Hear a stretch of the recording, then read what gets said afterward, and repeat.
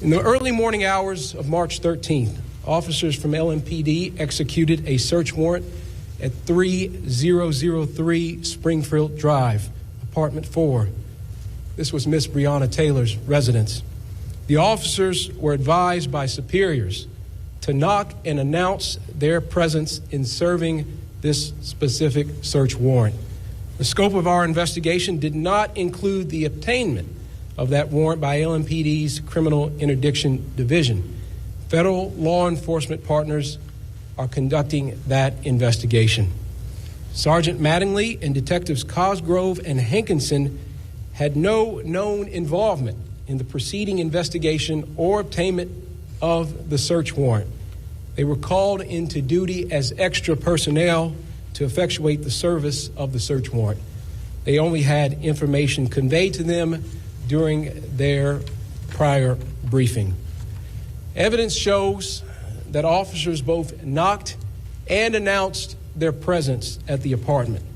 The officers' statements about their announcement are corroborated by an independent witness who was near in proximity to apartment 4. In other words, the warrant was not served as a no-knock warrant. Mr. Walker admitted that he fired one shot and was the first to shoot. In addition to all the testimony, the ballistics report shows that the round that struck Sergeant Mattingly was fired from a 9mm handgun. The LMPD officers fired 40 caliber handguns. Sergeant Mattingly returned fire down the hallway. Mattingly fired 6 shots. Almost simultaneously, Detective Cosgrove, also in the doorway, shot 16 times. This all took place in a matter of seconds. In total, 6 bullets struck Ms. Taylor. Medical evidence obtained by our team indicates that only 1 shot was fatal. Further medical evidence shows that Ms. Taylor would have died from the fatal shot within a few seconds to 2 minutes after being struck. Detective Hankison fired his weapon 10 times, including from an outside sliding glass door and through a bedroom window. Some bullets traveled through apartment 4 and into apartment 3 before some exited that apartment. At the time, 3 residents of apartment 3 were at home, including a male, a pregnant female, and a child. There is no conclusive evidence that any bullets fired from Detective Hankison's weapon struck Ms. Taylor.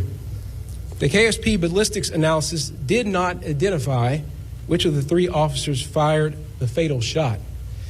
After receiving that information, I asked the FBI crime lab to conduct its own analysis to see if they reached the same results. The FBI ballistics analysis concluded the fatal. So there you have it. They weren't charged with the murder, just some technicality. And like, I wonder why people are tearing shit up in this nation, because the criminal justice system is full of shit. How you murder this woman in her own house and you get off? If that's anybody else, it's an issue. They didn't even follow the warrant correctly from what was said in the film, but they can sit up here and say that it was a justifiable killing.